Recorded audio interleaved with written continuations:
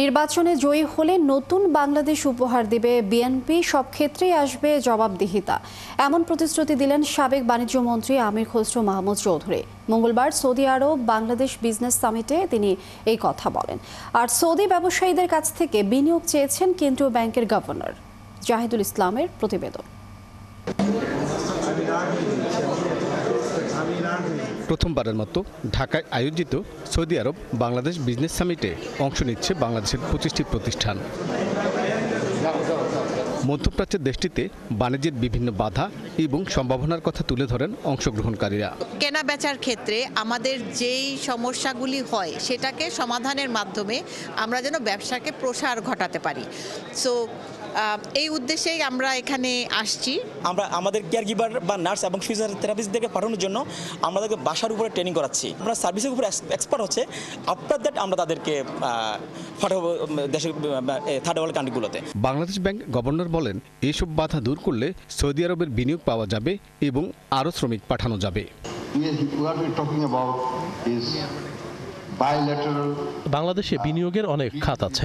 Saudi ব্যবসায়ীদের বলবো সুযোগটি কাজে লাগান। প্রবাসীদের আয়ের টাকা পাঠানোর সময় সৌদি কর্তৃপক্ষ 7% মতো শুল্ক রাখে। আহ্বান করব এটি কমিয়ে পদ্ধতি আরও সহজ করার। বিএনপি নেতা এবং সাবেক বাণিজ্যমন্ত্রী আমির খসরু মাহমুদ চৌধুরী বলেন, শ্রমিকদের দক্ষ করার কাজ করতে পারে সৌদি বাংলাদেশ চেম্বার। শহীদ প্রেসিডেন্ট জিয়াউর রহমানের সময় সৌদি আরব সহ মধ্যপ্রাচ্যে বাংলাদেশ থেকে শ্রমিক পাঠানো শুরু হয়। আহ্বান জানাবো বাংলাদেশের অদক্ষ শ্রমিকদের দক্ষ করতে Saudi Bangladesh chamber of commerce যেন ভূমিকা নেয়। সৌদি প্রতিনিধিদের উদ্দেশ্যে তিনি বলেন, আগামী নির্বাচনে বিএনপি জয়ী হলে প্রশাসনের সব ক্ষেত্রে জবাবদিহিতে আসবে।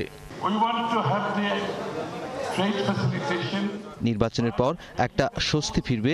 জনগণের ভোটে বিএনপি যদি জয়ী হয় তাহলে সবখানেই জবাবদিহিতা প্রতিষ্ঠা করবে এবং আমলাতান্ত্রিক জটিলতা কমাবে। বাংলাদেশের শেয়ার বাজারে বিনিয়োগ করতেও সৌদি ব্যবসায়ীদের প্রতি আহ্বান জানান বিএনপির এই নেতা।